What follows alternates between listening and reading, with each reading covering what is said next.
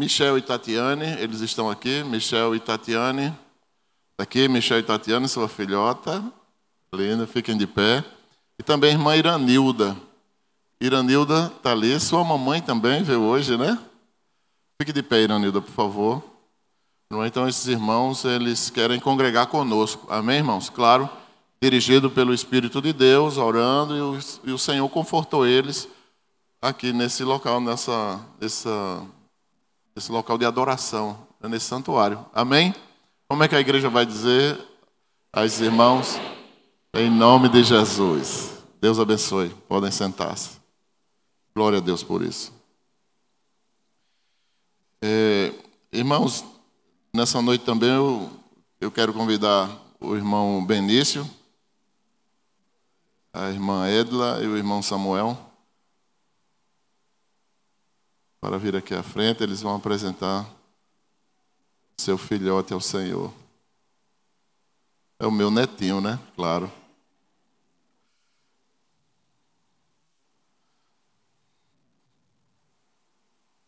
Eu peço que os irmãos fiquem de pé para que a gente possa orar pela família de Samuel.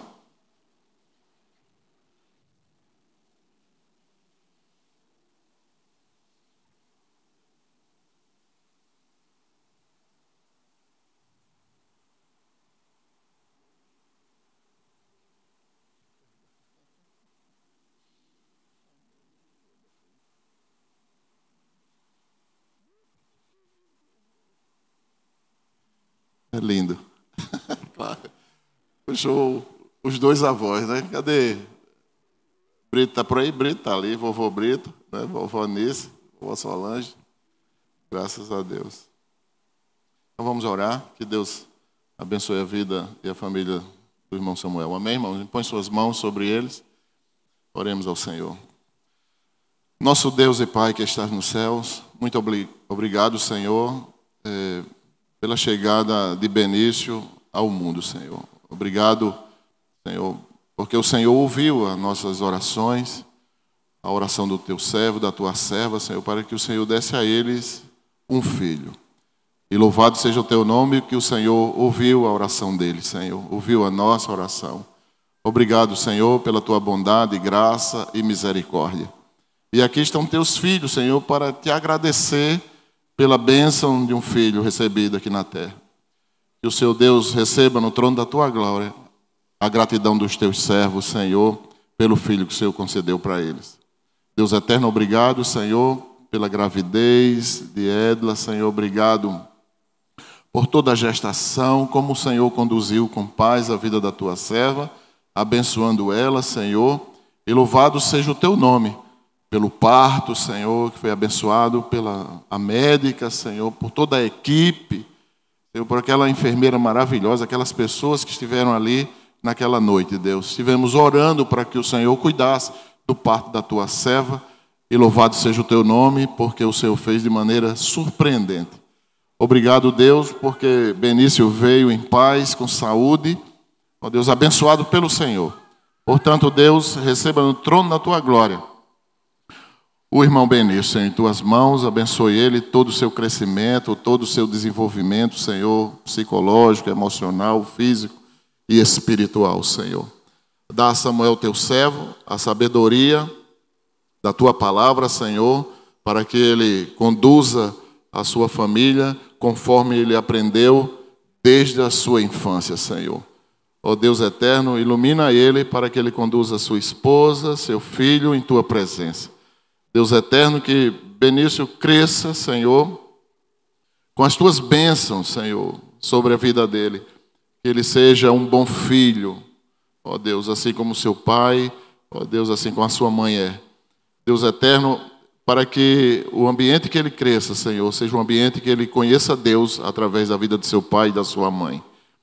Deus abençoa ele para que ele possa ser um bom filho, ó Deus, um bom amigo, um bom servo do Senhor, um bom estudante, Senhor, um bom profissional, um bom esposo, um bom marido, um bom pai, Senhor. Obrigado, Deus, que o Senhor abençoe Edla, Senhor, dando sabedoria à tua serva, para ser uma mãe segundo o teu coração. Que ela seja uma mulher sábia que edifica a sua casa, que ela possa educar seu filho, Deus, não só como um filho, ó Deus, como provedores da vida dele, mas também como mãe, como amiga, como conselheira, instruindo o seu filho no caminho que ele deve andar, Senhor.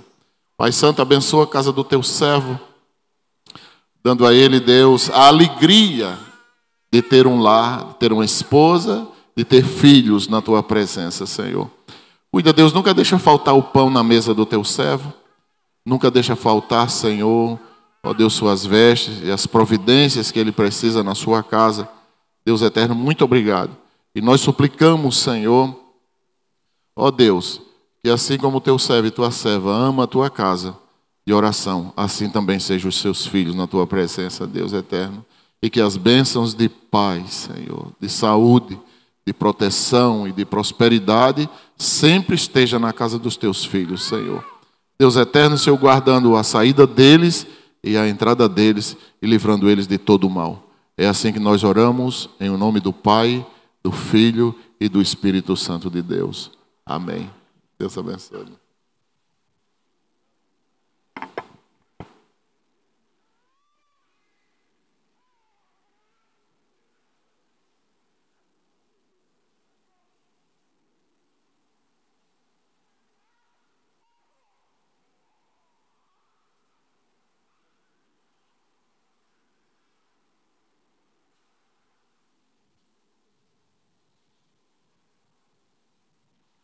Irmãos, vamos abrir a palavra de Deus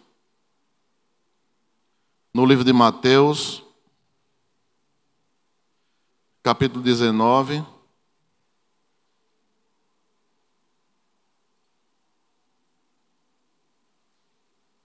Do versículo 3 ao versículo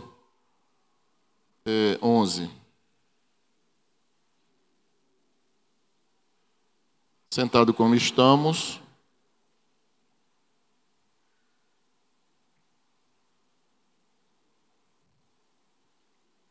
Todos acharam?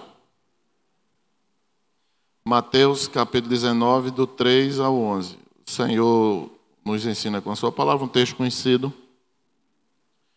Vieram a eles alguns fariseus e o experimentavam, perguntando: é lícito ao marido repudiar sua mulher por qualquer motivo?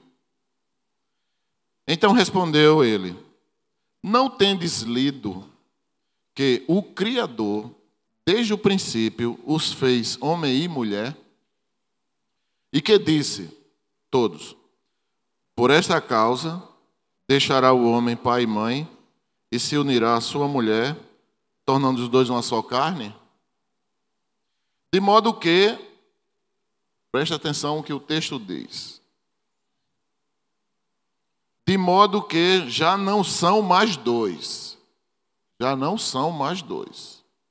Porém, uma só carne. Portanto, todos, o que Deus ajuntou, não separe o homem. Replicaram-lhe: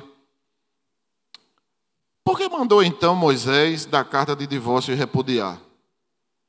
Respondeu-lhe Jesus: todos, por causa da dureza do vosso coração, é que Moisés vos permitiu repudiar a vossa mulher.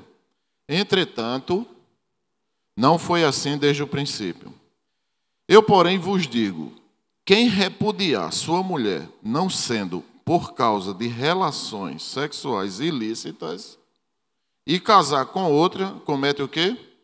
Adultério. E o que casar com a repudiada, comete adultério. Disseram-lhe os discípulos: se essa é a condição do homem relativamente à mulher, não convém casar. Todos. Jesus, porém, lhe respondeu: nem todos são aptos para receber esse conceito, mas apenas aqueles a quem é dado.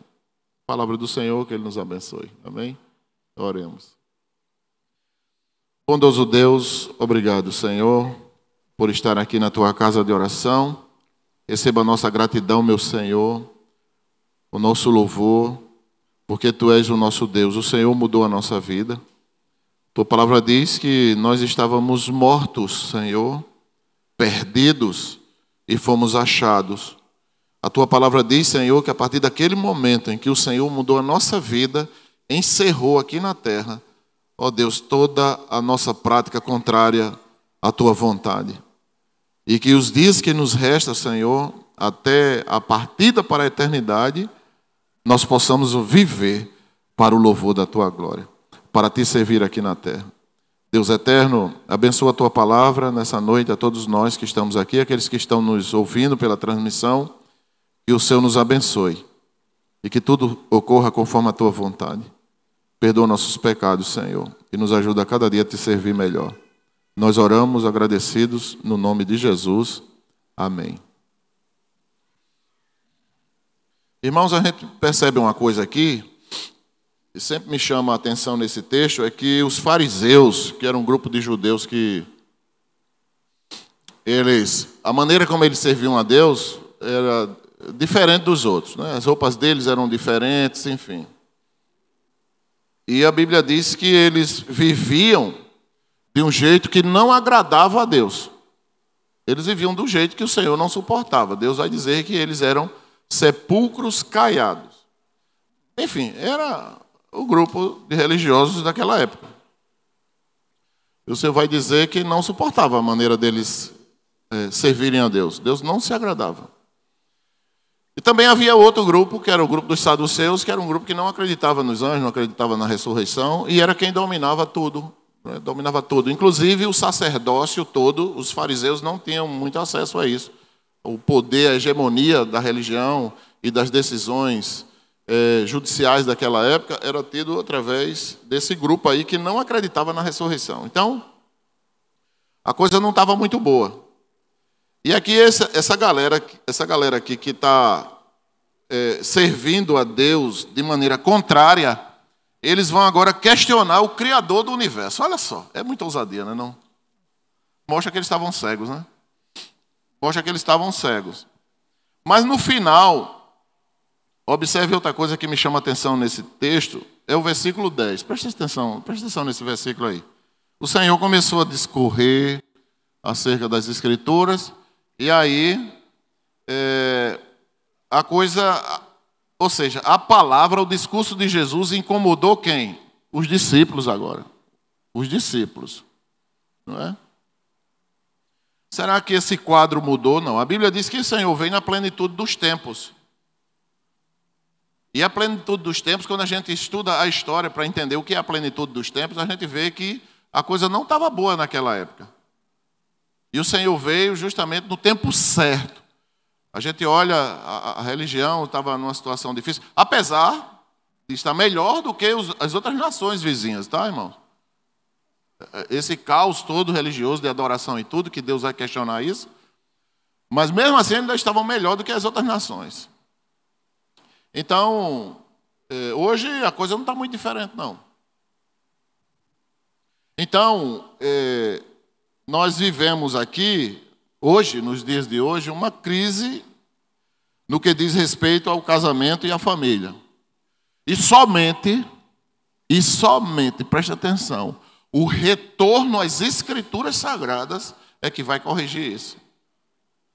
Se a igreja do Senhor não fizer esse retorno às Escrituras para olhar o que é o casamento, não é? O que é a vida espiritual, o que é examinar as Escrituras, o que é saber que contém nelas palavras de vida eterna.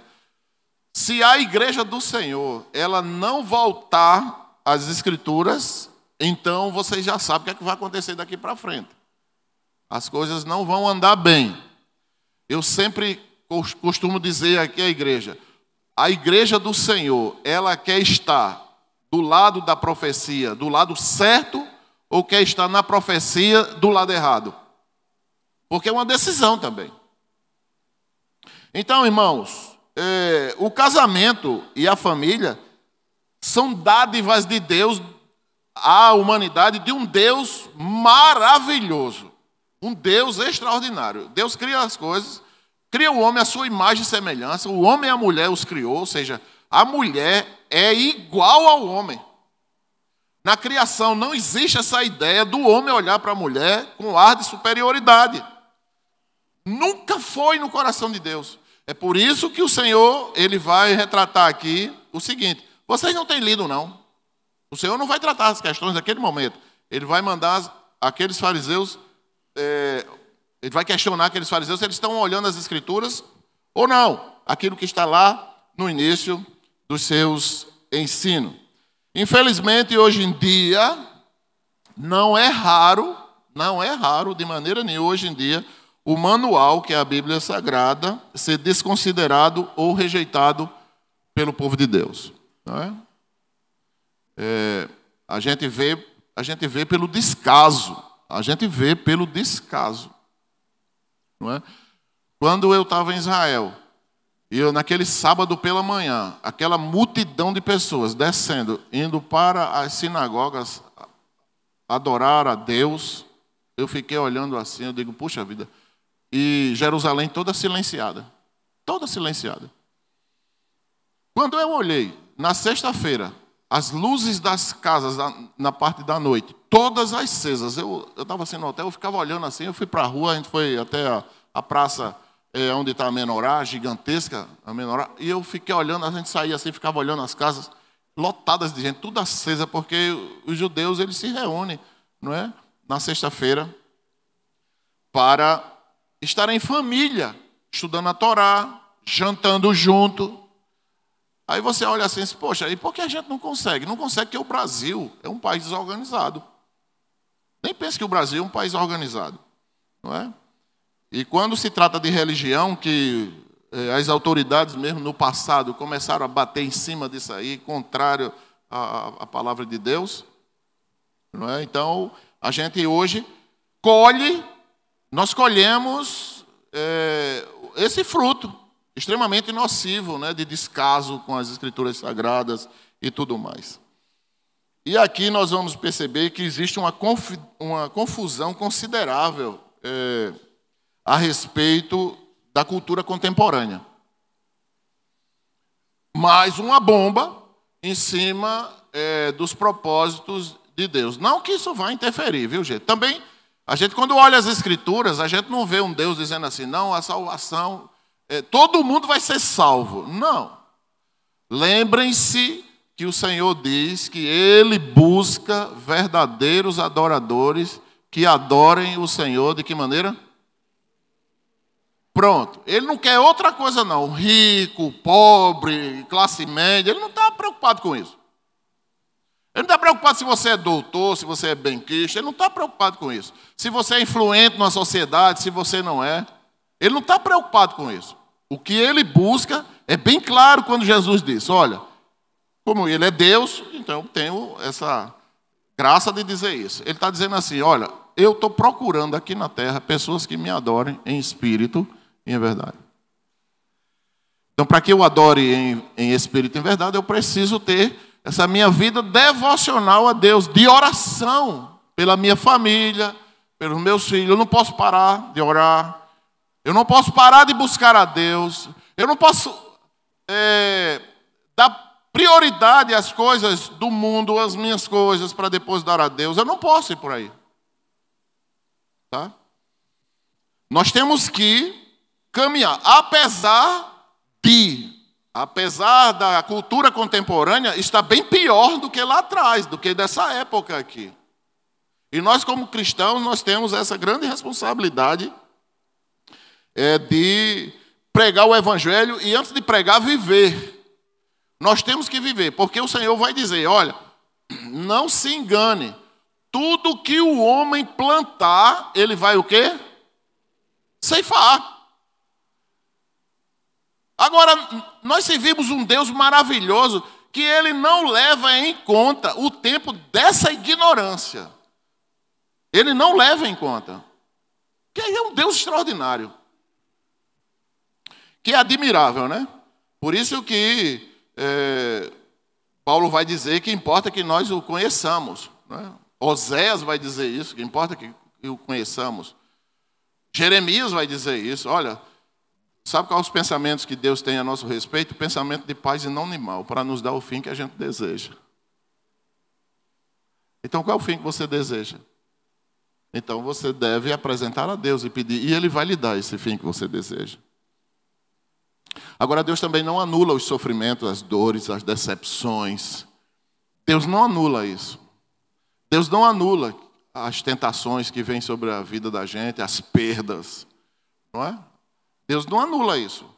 É por isso que nós precisamos pegar esse manual, que na realidade é uma bisurada. Né? Deus dá todas as coordenadas para você tirar 10.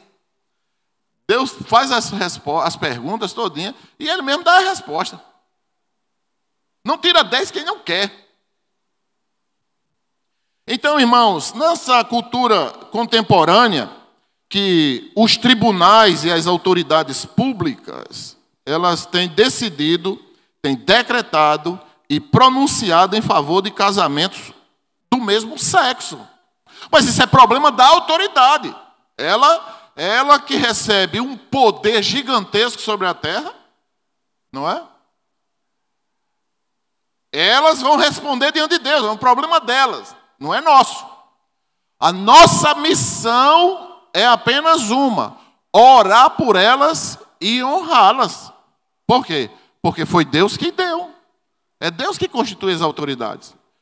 Agora, se eles tomam decisões erradas, é problema deles. E se nós fazemos parte desses contextos, dessas decisões, dessas jurisprudências que existem hoje, nós temos que pedir a Deus, através da oração, e o Espírito de Deus vai nos iluminar, para que a gente possa passar por essa situação, dando glória a Deus. Sem nenhum carrapicho pegar na gente. Nós não podemos, de maneira nenhuma, estar balançado por um lado, balançado para o outro.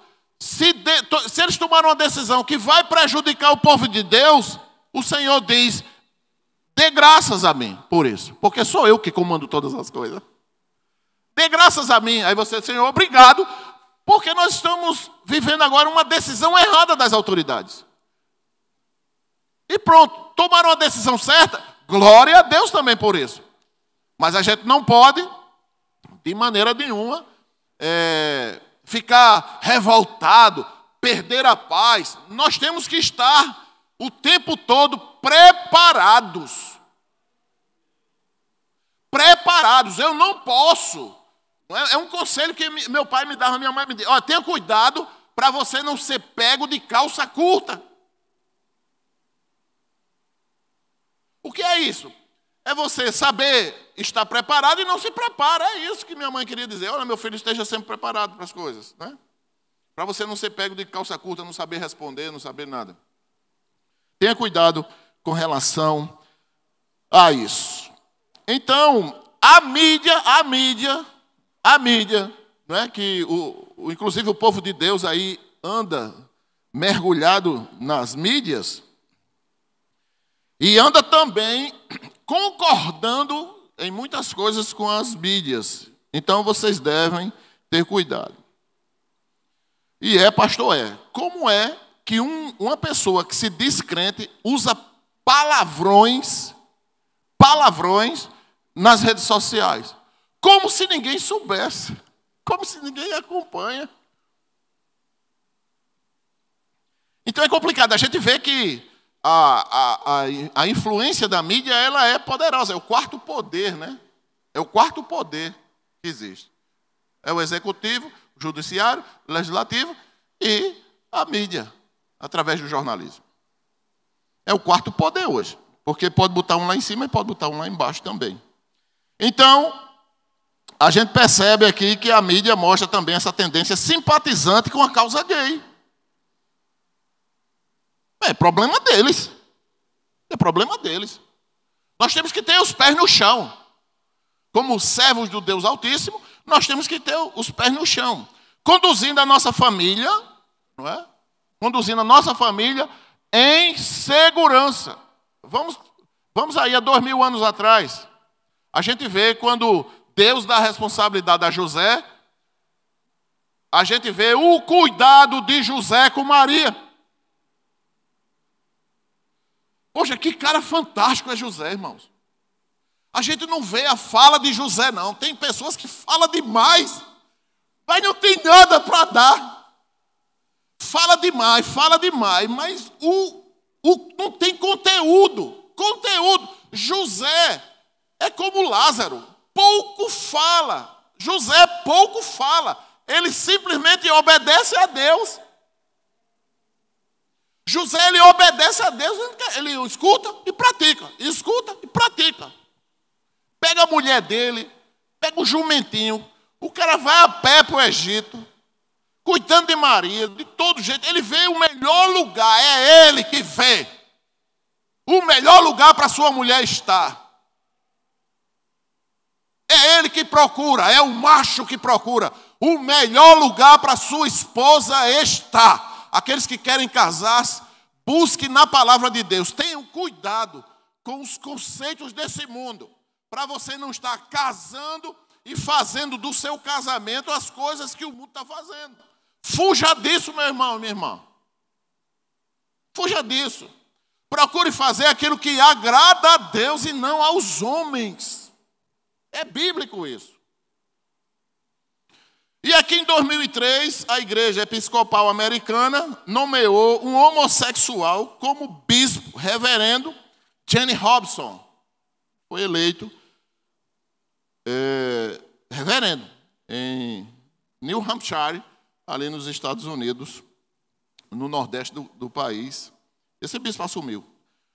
No dia 7/6/2013, pela segunda vez, a Igreja Episcopal Americana também nomeou uma homossexual como bispa. Neste caso, agora, uma mulher, reverenda Mary Claypool, é o nome dela. Com 56 anos. Que já tinha uma relação aberta. Todo mundo sabia que ela tinha uma relação aberta com uma mulher desde 1988. Ela já vivia com uma mulher. Algum problema, pastor? Nenhum. Não tem problema nenhum com relação a isso. Se as pessoas evidenciam alguns pecados como se fosse maior do que o outro, não. O cara que resolve ser assassino, é problema dele. Se um pai resolve estuprar um filho, é problema dele. Se uma mãe é uma depravada que permite que esse namorado dela também estupre o seu filho, a sua filha, criança, é problema dela. A justiça vai rever através dos serviços, dos órgãos federais, municipais, estaduais, enfim, problema. Agora, o Senhor vai nos dizer através da boca de Josué, eu não sei vocês, mas o que é que Josué diz? Mas ele diz uma frase antes, ele deu uma palavra antes, ele diz, porém, esse porém é uma situação real. É uma situação real. Existe tudo isso. Agora, eu e quem mais? E a minha casa, vamos fazer o quê? Serviremos ao Senhor. Louvado seja Deus por isso. Ao Senhor. Então, para servir a Deus, eu preciso voltar às Escrituras Sagradas.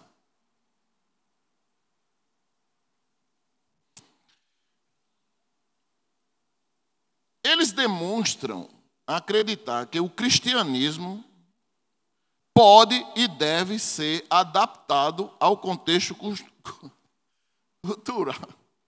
Jesus Cristo de Nazaré, meu irmão. É Lúcifer. É a cabeça de Lúcifer. Quando a gente olha os conceitos de Lúcifer, não tem outro. Quer dizer, acabou a denominação, se rachou no meio, foi uma confusão muito grande. Mas eles demonstraram acreditar que o cristianismo pode e deve ser adaptado ao contexto cultural, às necessidades pastorais do momento. Diga aí. Quer dizer, o que é que eles querem dizer? Que do jeito que a onda vai, a igreja tem que ir. É isso.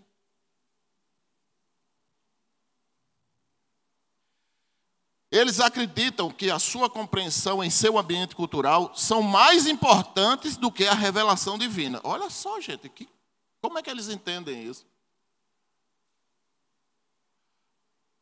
Aí você vai para Romanos capítulo 1, eu quero que vocês leiam em casa esse capítulo. O Senhor vai dizer que quem pensa dessa maneira tem os seus processos mentais reprovados por Deus.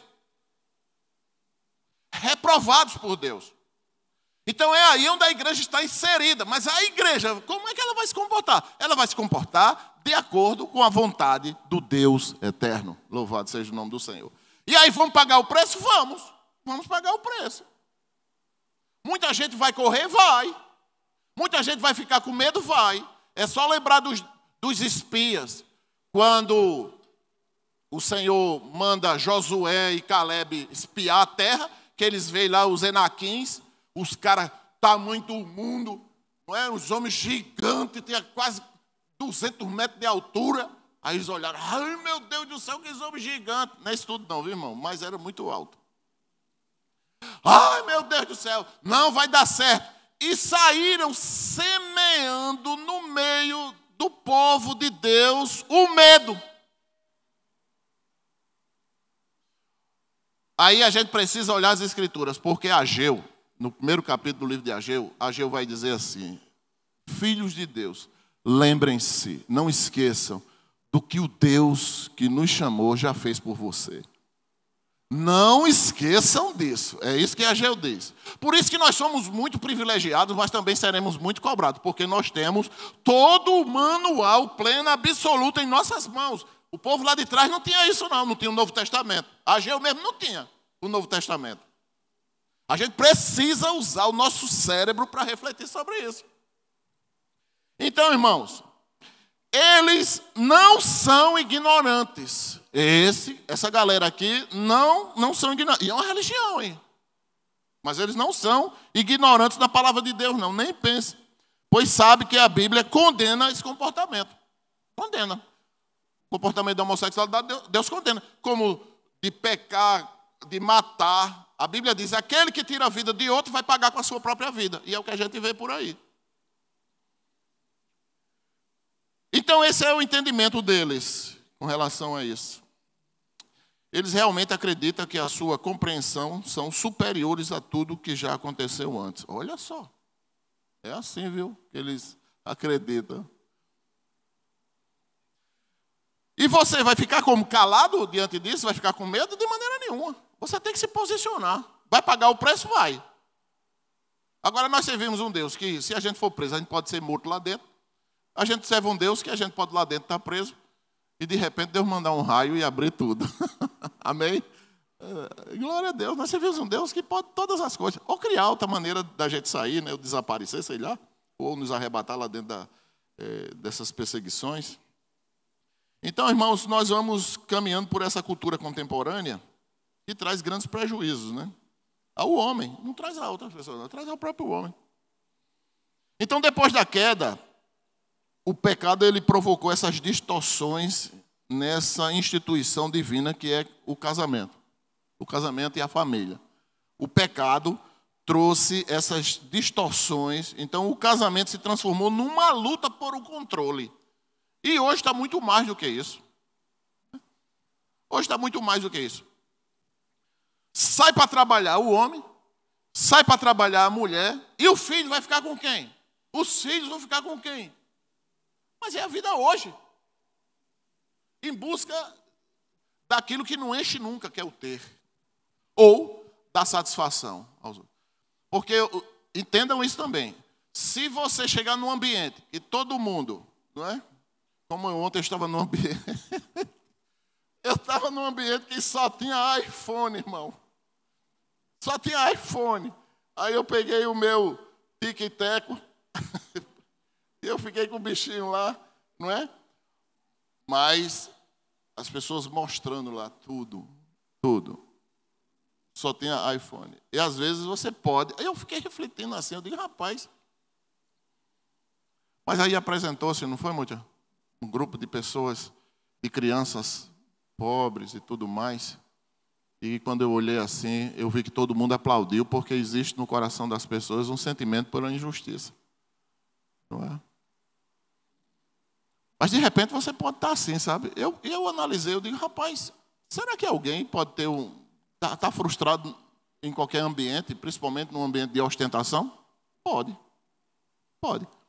Então, é isso que traz esse prejuízo, sabe, às famílias, porque os dois têm que trabalhar para se arrebentar, para ter coisas, para que se alguém chegar na sua casa, ou ela tiver no meio dos ambientes assim, não ficar constrangido nem frustrado e as pessoas dizer, eu tenho 12 aviões, eu tenho não sei quantos helicópteros, eu moro em Paris, eu moro sei aonde, e você, olha assim, não tem assunto nenhum, você não vai para lugar nenhum, não viaja.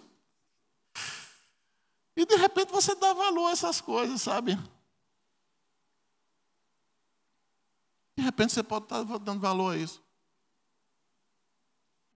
E o filho, ou os filhos criados, não sei por quem, né? Pela família, ou não. Ou não. Então, o que é cuidar da família? O que é o homem cuidar da família? O que é a mulher cuidar do esposo e dos filhos? O que é isso, né? Será que Deus mudou? Você acha que Deus mudou? Deus muda em relação aos ensinos dele? Irmãos, e aí essas distorções foram acontecendo, os homens querendo ter esse controle, tiranizando as mulheres muitas vezes, e as mulheres querendo dominar o marido, não é? Ou tentando ludibriar ele, manipular ele, conduzir a vida dele de alguma maneira, tornando ele bobão na história. Bobão na história. Isso é uma guerra de poder. Tem até uma novela que foi passada, a Guerra dos Sexos. Então, perceba uma coisa, que a prática da poligamia e do adultério começou a ser, e relações extraconjugais começaram a acontecer. Hoje não é diferente, não. A poligamia não é diferente, não. O homem ter 2, 3 mulheres, não, tem muita mulher que sabe que seu marido tem 2, 3 mulheres fora. Mas aceita. Quando o Senhor diz que não, se houve adultério, então os dois estão livres para o divórcio. É o único caso que Deus permite isso. Porque é uma quebra do pacto feito, da aliança do sangue feito. Né? Então, o tema principal da Bíblia, irmãos, é o plano da salvação. Não é casamento, não. Nem pense. Que as doutrinas para o casamento são gigantescas na Bíblia. Olha o dedinho. Não. É como o batismo. O batismo, você aceitou Jesus como Senhor e Salvador? Aceitou. Então você deve o quê? Se batizar. E tchau. Acabou. Acabou. Não tem muita coisa, não. O que Deus foca desde o início, depois do pecado de Adão e de Eva, a mensagem principal é o plano da salvação para a humanidade. Louvado seja o nome do Senhor. Amém, irmãos? Tem a doutrina do casamento, do dízimo, de tudo, mas o que importa é a salvação, de Gênesis e Apocalipse. Esse é o tema principal das Escrituras, quando o Senhor já define que o seu Filho será o Salvador da humanidade, louvado seja o nome do Senhor por isso. Então, a prioridade aqui, tanto do Novo Testamento, do Antigo Testamento, como do Novo Testamento, é a salvação. A prioridade é da salvação, do Filho de Deus que vai vir salvar o mundo. Então, apesar do nosso Senhor ter insistido, né, nas necessidades do discipulado, porque o que Deus quer é isso, é o discipulado. É a salvação das pessoas, é a pregação do Evangelho. Nem pense que por ele insistir nisso, que o plano principal é a evangelização, que Jesus deixou de lado a questão do casamento. Nem pense. Ele não deixou de lado, não. Vocês observem aqui que quando ele fala isso, ele está se referindo a 2 textos sagrados que a Bíblia fala.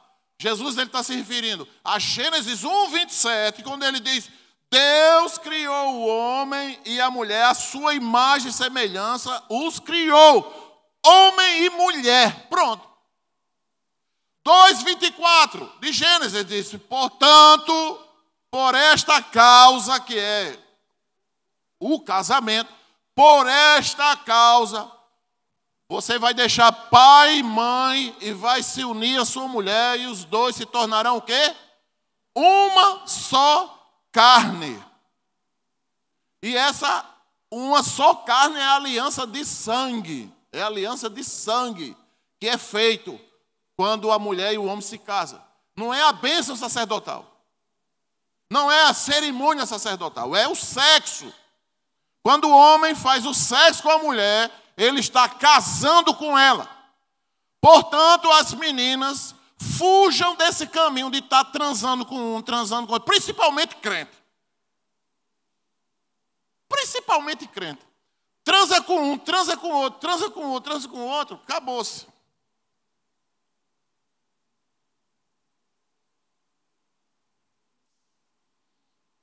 Eu vi o testemunho de uma pessoa que disse assim, ela teve tanto namorado que ela casou-se. Aí quando ela foi casar, casou-se e vivendo. Aí na hora H, ela trocou o nome. Ela trocou o nome do bichinho, rapaz. Diga aí. Que confusão da goitana. Tá igual, né, Gil? Tá igual domingo. Então quem é que desce? Eu nem você. Não vai descer, não. Pronto, nem eu não vou descer, nem você vai descer. Aí começou a briga e o inferno da molenga acabou perdendo tudo, foi? Foi a mesma coisa. E agora? Então lembre-se que o ímen que as meninas têm, o ímen, só pertence a um homem. Cadê o amém? Estão vendo isso as meninas? E estão vendo os meninos? Se vocês estiverem nessa prática, nem pense que Deus vai deixar isso passar em branco, não. Nem pense. Aí é uma loucura falar sobre isso. Não, diga aí. Digam aí, é ou não é? Falar no negócio num dia de hoje desse. Mas é a palavra de Deus. Eu dizia hoje de manhã que um dos maiores medos meu, bati pino, quando Deus me chamou para o ministério pastoral, porque ele disse, meu amigo, você vai ter que pregar, é a palavra de Deus. Você vai ter que pregar, é a minha palavra. E quando eu olhava para as escrituras, aí eu disse, meu Deus do céu, me ajuda para que eu pregue isso e que eu possa viver. Tem que ir para viver. Pregar é fácil. Pregar é fácil, mas viver... Aí eu disse, não, Senhor, quero não. Quero não. Aí o Senhor deixou. E eu estudando. E todo mundo falava, eu vou ser pastor, eu vou ser pastor, eu vou ser pastor. E que Deus falou comigo num sonho, que Deus falou comigo numa pregação. E eu ficava procurando assim, eu digo, Deus, quando foi que o Senhor falou comigo? Me ajude, pelo amor de Deus. E certa vez o Senhor soube, no silêncio, né? Como Ele é perfeito. E aí eu pude ouvir no silêncio a sua voz. E o que é que eu tinha medo? Porque pregar é fácil, sabe? Agora viver é que é complicado. Eu tinha medo, era justamente de viver. Não poder entrar nos eixos do Senhor e eu me arrebentar todo. Não é?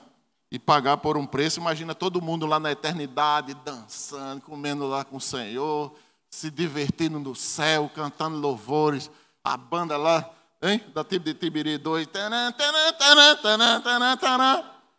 E eu do outro lado. Olhando assim, eu digo, e o fogo. Está doido, Jesus Cristo. Não brinquem, viu, irmãos? Não brinquem, porque as coisas que estão vindo por aí são muito sérias demais. E que o povo de Deus não pode estar brincando com isso, não. Então, o casamento, o ímen, não é por acaso, não. Mesmo que a vesícula. Os médicos têm um negócio de dizer, vesícula, eu não sei porque tem vesícula. Isso é a medicina. Alguns, né? Alguns. Mas muitos não dizem isso, não. Mas muitos dizem, eu não sei para que vesícula. Aí o médico olhou minha vesícula. Aí disse, rapaz, tem muita pedra aí dentro. Foi lá na Ilha do Bispo, não respirando o cimento da ilha, lá da Cimepar. Eu brincando na rua, respirando. Aí o cimento veio todo para a minha vesícula. Aí o médico, vamos tirar a sua vesícula. Eu digo, vamos, doutor. Aqui tá cheio de pedra, pode estourar e você morrer. Eu digo, tá doido? Vamos tirar logo. Aí o médico passou aqui o controle, foi por laparoscopia. Tranquilo. Agora estou bem. Fui para casa, tranquilo. Repousei. Comendo na regra, né, na dieta. Aí eu estou um dia, não, você já pode comer à vontade. Aí eu, toma atolar comida no bucho. Tome, encheu o bucho de comida. Bem tranquilo, lá vem aí eu no meu carro. Já sabe o que aconteceu? Não aconteceu realmente, mas deu sinais. Irmão, pense numa carreira que eu dei, com uma disenteria que eu nunca tive na minha vida. Nunca tive aquela disenteria na minha vida. E o trem apitando. Eu acabou liga. Cheguei em casa. Deixei carro aberto. Bolsa, computador, celular. Abri a porta. Eu cheguei a abrir me tremendo assim, ó. Eu, meu Deus, aí que eu nervoso. Cadê abrir o cadeado? Que lá em casa parece uma cadeia. E eu, Jesus do céu.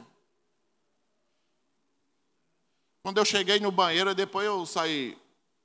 Tive que lavar o banheiro todinho. Cheguei daquele jeito, a calça, tudo, foi um estrago.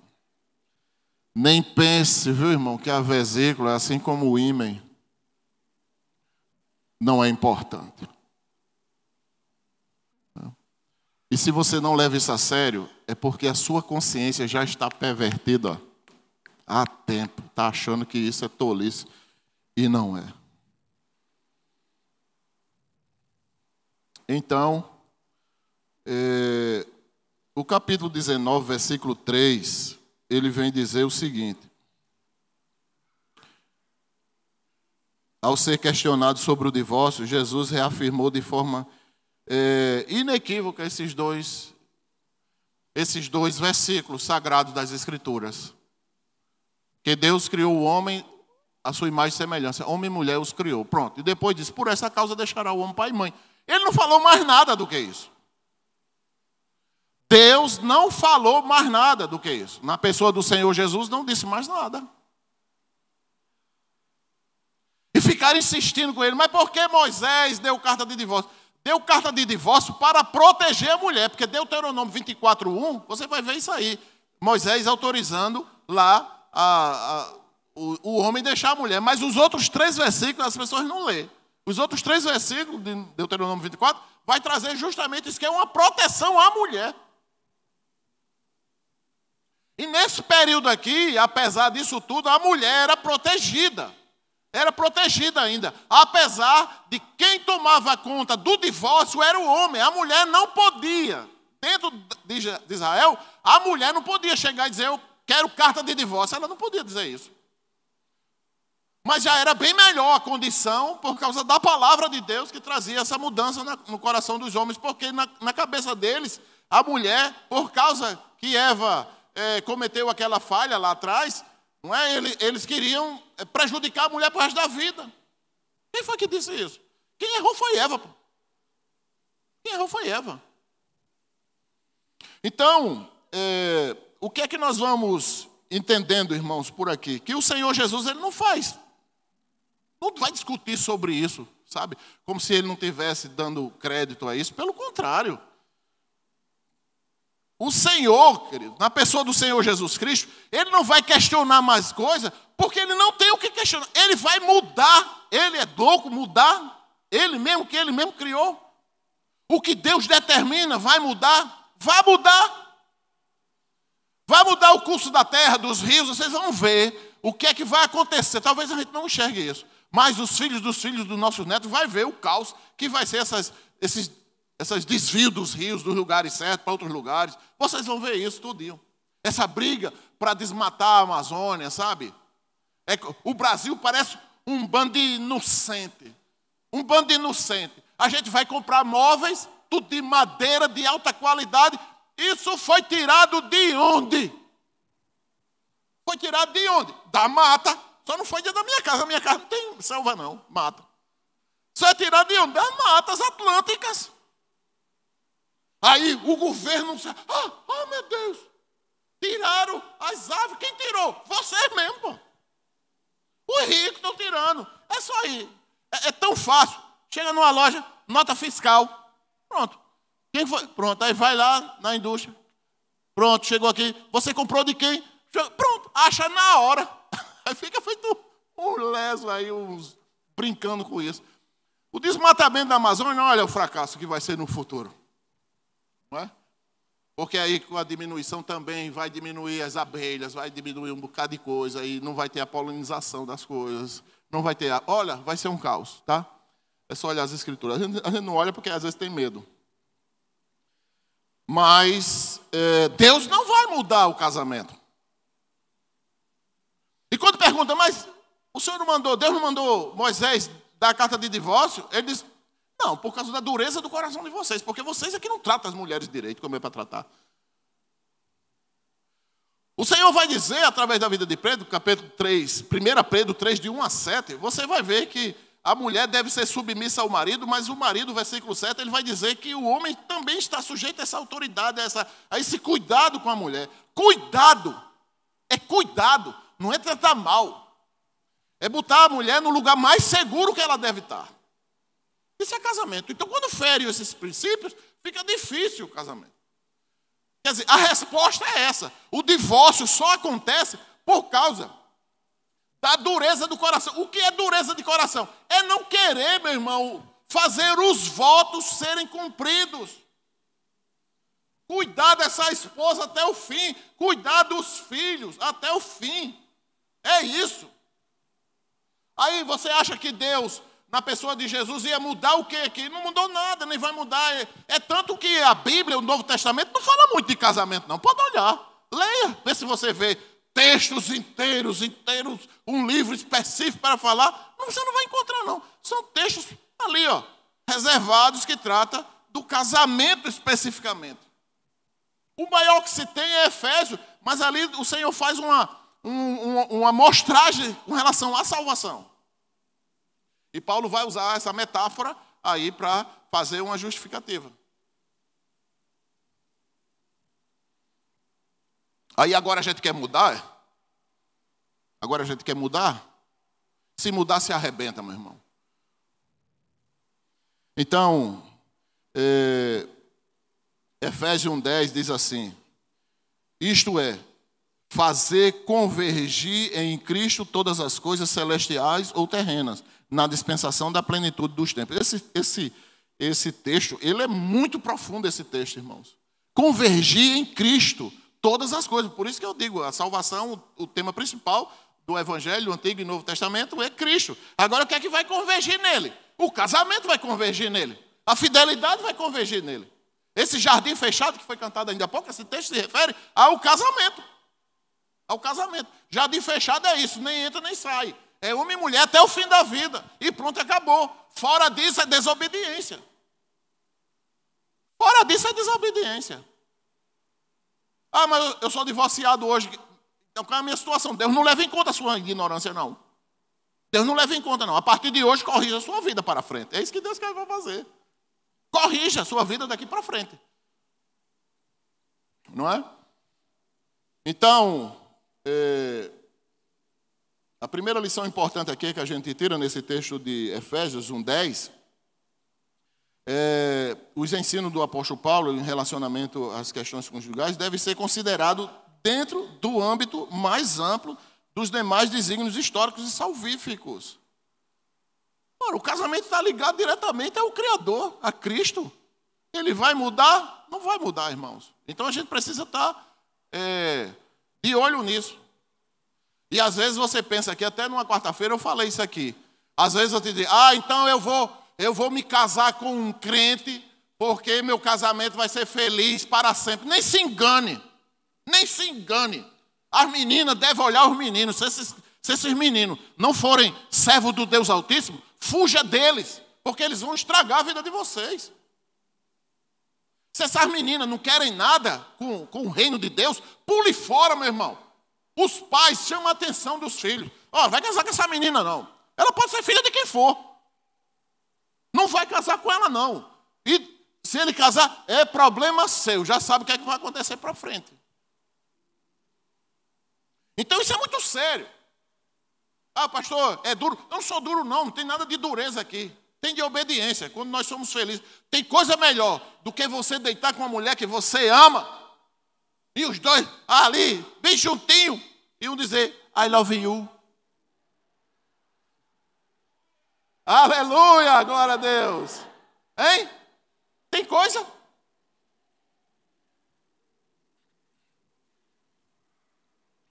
Conversando com uma certa pessoa, às vezes a pessoa diz, olha, enfeita a mulher tem que estar enfeitada, feito árvore de Natal. Irmãos, quando a gente ama a esposa, sabe, e quando a gente ama o marido, pode estar cheiroso, fedorento, fedorenta. É difícil mulher fedorenta, é difícil, não é? Se tiver, tem que dar um banho no rio Mumbaba. Mas é difícil ter, o homem... Mas é difícil ter uma mulher assim, é muito raro. Mas quando a gente ama, irmãos, não tem isso. Pode estar com o cabelo assanhado, pode estar penteado, ele pode estar cheiroso, ele pode estar chegando do trabalho, sabe? Quando a gente ama, não tem essas coisas, não tem barreiras, tem empecilhos, não tem nada. Agora, quando tem alguém dentro do jardim fechado, ou coisas dentro do jardim que não é para entrar, quando o Senhor diz jardim fechado, não é somente um homem entrar no casamento ou uma mulher entrar no casamento, ao dedinho, não é somente não. Está ligado com os conceitos pagãos, sabe? Porque essa galera aqui que está aprovando pastores para serem isso, imagina onde a igreja vai. É a igreja. Lembra-se de 2 Coríntios capítulo 11, versículo 13? Nem se engane, porque o próprio Satanás se transforma em anjo de luz. O que é anjo de luz? É ser pastor, meu irmão. É se fazer de ovelha. Ele não vai estar lá no inferno, não. Lúcifer vai se manifestar como um pastor, sabe, como uma serva de Deus, como um servo de Deus, todo caridoso. Olha o resultado. Então nem se engane. A cultura, eles acham que a cultura está acima da religião, em cima das coisas divinas. Então quem concorda que está com a mente pervertida, vai-se embora nesse caminho, sabe? E vai se dar muito mal na sua vida espiritual. Então, irmãos, os nossos propósitos aqui é de restauração. Nós que somos crentes, os crentes, levanta a mão, os crentes, levanta a mão. A nossa, Batista, você não é crente, não? Levanta sua mão, seu cabra. Batista também, os dois batistas, levanta a mão. Nós, vamos dizer todos, nós somos responsáveis pelo testemunho e pela pregação da palavra de Deus. E tchau. Somos nós aqui, nós, remidos pelo sangue do Cordeiro. Amém? Deus nos chamou para isso. Então nós temos essa responsabilidade. Agora, como é que a gente faz isso? Só faz se estiver cheio do Espírito Santo. Porque se você não estiver cheio do Espírito Santo, você não vem à igreja, você não estuda a Bíblia, você não coloca suas mãos, seus pés para servir a Deus, você dá migalhas a Deus e o Senhor está de olho em você.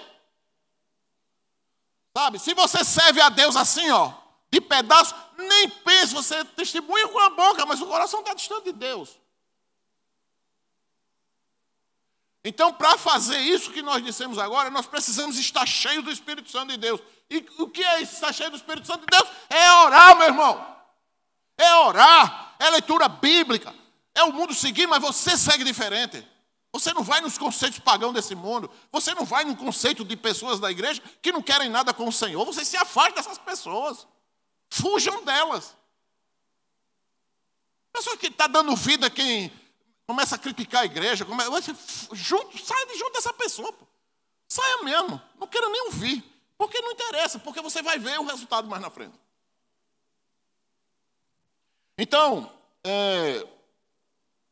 embora hoje se considere de forma geral, que mesmo entre os cristãos, que certos motivos graves podem ser justificados na separação. Olha aí. Crentes hoje, você chega não, justifica, mas rapaz, isso aqui é muito grave, não pode. Não, nem conversa. E se separa mesmo, e pronto, acabou. Endurece o coração. Gente, não é por aí. Não é por aí. Aceitar a vontade de Deus é estar na cruz ali. Jesus podia ter corrido, mas ele não correu. Ele não correu. E nós vamos correr? Não. Nós apenas devemos dizer em oração: Senhor, muda o meu viver. Mude a minha forma de pensar. Olha, irmãos, eu vou dizer que é fácil não, viu? Às vezes eu leio as escrituras assim e eu fico te dizendo: meu Deus, me ajude a cumprir isso aqui, me ajude. É muito complicado. Mas graças a Deus, quando você começa, sabe, irmãos, olha, deixa eu dizer a você precisa orar. Olha, eu vou dar as lições aqui de casa. Vocês precisam orar mais, ler as escrituras, ter devoções. Devoções. Se você não tem devoção, a sua vida já começa a ser ameaçada espiritualmente, viu? Se você não tem nem um dia na semana.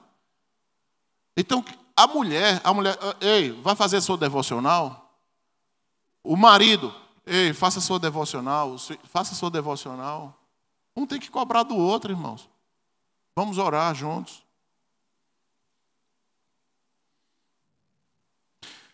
Então, esta deve ser comparada a uma amputação. Isso aqui, quando o cristão começa a justificar questões altíssimas, né, de alta envergadura dentro de um casamento. Por quê, irmãos? Porque se você faz uma amputação dessa dentro da sua casa, sabe? Quando você faz uma amputação dessa, você vai disseminar uma infecção muito grande. Você vai trazer um prejuízo para a sua família. Você sabe o que é isso? Você sabe o que é isso? Um prejuízo para a família num contexto geral, de tudo. A vida vai mudar toda. Quando muda toda, aí traz um problema ainda maior, que é o que Deus bate em cima, que é o cuidado com os filhos. A vida emocional dos filhos serão abaladas emocionalmente de maneira trágica. Os filhos, eles ficam todos emocionalmente prejudicados pelo resto de suas vidas. Mas você vai fazendo como um filme que eu assisti em Fortaleza. Eu estava de férias com a minha família, meus filhos eram todos pequenininhos, e lá onde eu estava tinha um cinema, uma sala de cinema que a gente podia, à noite, assistir o filme. Aí eu fui assistir. Foi eu e minha cunhada, Tânia. E aí eu fui assistir. O nome do filme era Coxa de Retalhos. E eu assisti aquele filme, a vida da menina, da família, era toda desmantelada. É um filme antigo, mas eu aconselho vocês a assistirem. Às vezes a nossa vida a gente vai, em vez de consertar com uma via bem pavimentada, sabe? Segura, iluminada, cuidada, a gente vai sem planejamento, sabe? Sem organização, sem diálogo, sem os cuidados. A omissão, eu falei sobre isso aqui. O marido fica omisso, as responsabilidades da casa acontecendo e ele omisso. Às vezes é a mulher, as coisas acontecendo e ela é omissa. Entendeu? Então, tudo isso vai gerando um problema. Aí, como não faz um planejamento, uma estratégia funcional dentro da família, o que é que acontece? Aconteceu isso, aí pega um pedaço da vida e bota aqui. Passou, aí agora outro pedaço, aí corta de outra cor, um pedaço de pano amarelo, vermelho, roxo, não sei o quê. No final está coberto. Você cobre a sua cama com aquela coxa, mas é uma coxa de retalhos. Cheio de pedaços de momentos, de coisas todas arranjadas, sabe? Eu não acredito que Deus planejou isso para a vida dos seus filhos. Eu não acredito, irmãos, porque o nosso Deus, ele é perfeito. Amém? Um Deus maravilhoso. E aí, embora os propósitos de Deus sejam maiores do que o casamento, ou os papéis dos homens e mulheres, inclui, irmãos, esse relacionamento de forma significativa, sim.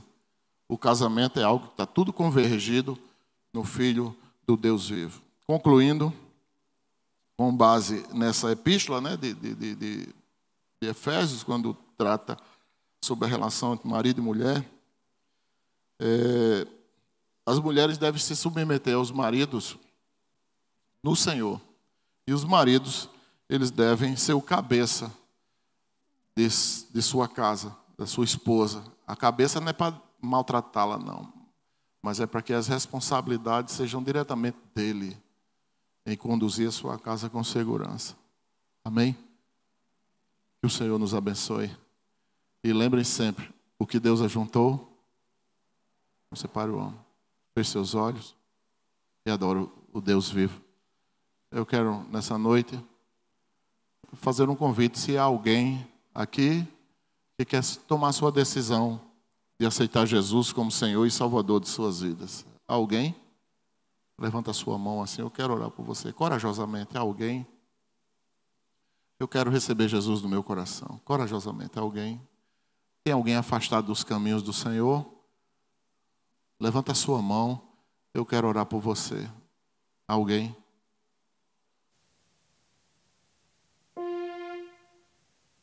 A música é boa, né? Vamos lá, Daniel, canta uma música linda aí para a gente encerrar uma oração.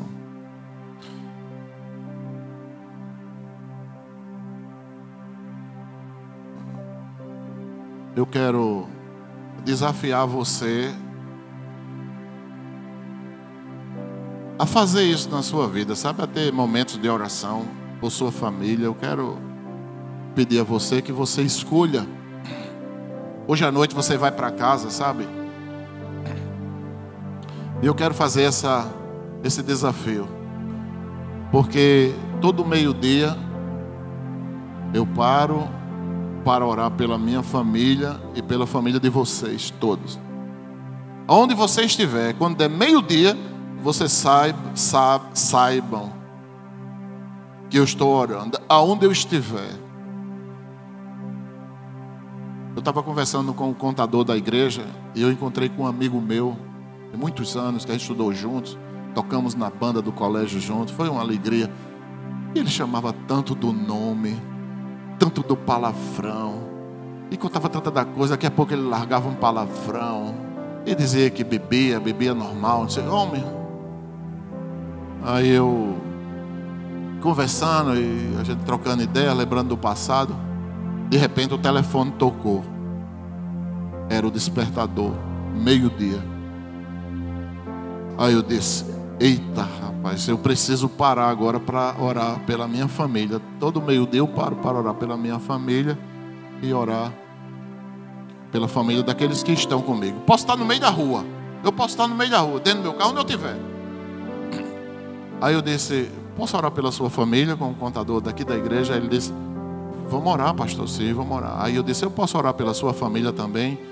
Ele parou assim, ó. Ele parou, ficou olhando, ele ficou engasgado logo. Eu digo, vamos fechar os nossos olhos e vamos orar. Eu comecei a orar. Aí quando eu terminei de orar, o outro começou a orar também. Quando terminou, meu irmão, aquele homem estava parado assim, olhando para mim. Orei pela filha dele, que mora fora aqui. Outra filha mora fora do Brasil. A gente orando ali. Pense no momento, um minutinho só. Eu quero incentivar você também a fazer isso. Coloque o despertador. Um minuto só. Você para, onde você estiver dirigindo, encosta o carro. Feche seus olhos e ore por sua família. Como será abençoada a sua casa, meu irmão? Porque cuidar da família não é só botar comida e pagar colégio para os filhos. Não, nada disso. É você orar por ela, pela sua esposa, pelo seu esposo, pelos seus filhos, para que o Senhor guarde vocês do mal. Amém? A partir de amanhã você faça isso. Escolha um horário que você vai parar. Um minutinho só. E você vai dizer assim, só não pare na linha do trem, pelo amor de Deus. Não pare na linha do trem não, pare depois. Mas não, o pastor disse que eu tenho que parar aqui. Aí o trem vem e vai levar você para o céu. Não faça isso não. Você para num lugar seguro e ora. Amém? Feche seus olhos e peça a Deus agora pela sua família, onde você está sentado. Peça a Deus pela sua família.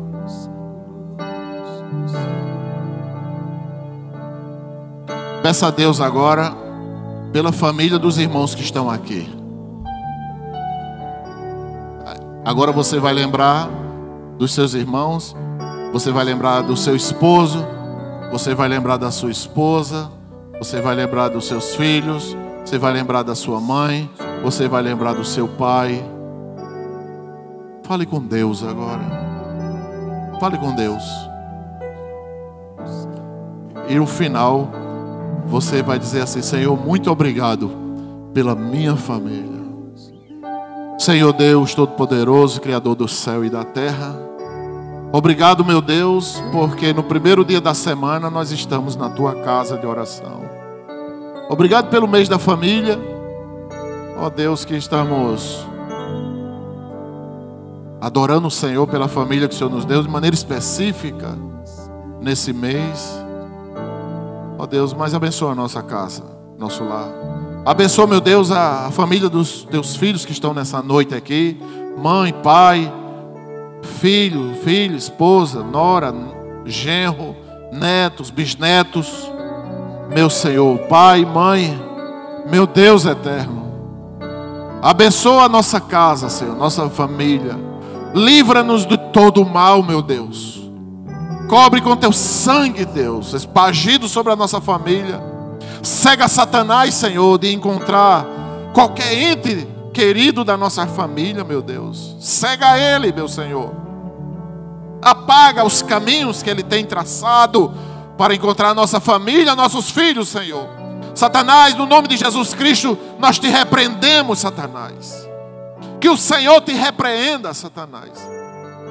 Tu não tem poder nenhum sobre a nossa casa, a nossa família, porque a nossa casa, a nossa família é do Senhor Deus Todo-Poderoso, Criador do céu e da terra.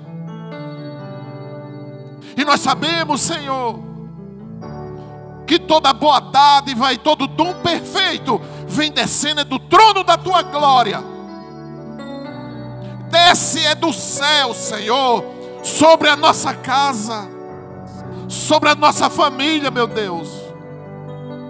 Limpa, Senhor, as nossas mentes dessas impurezas, ó Espírito de Deus. Porque o teu fruto, Senhor, trabalha purificando a nossa mente de pornografia, de palavrões, de imoralidade, Senhor, de conceitos pagãos.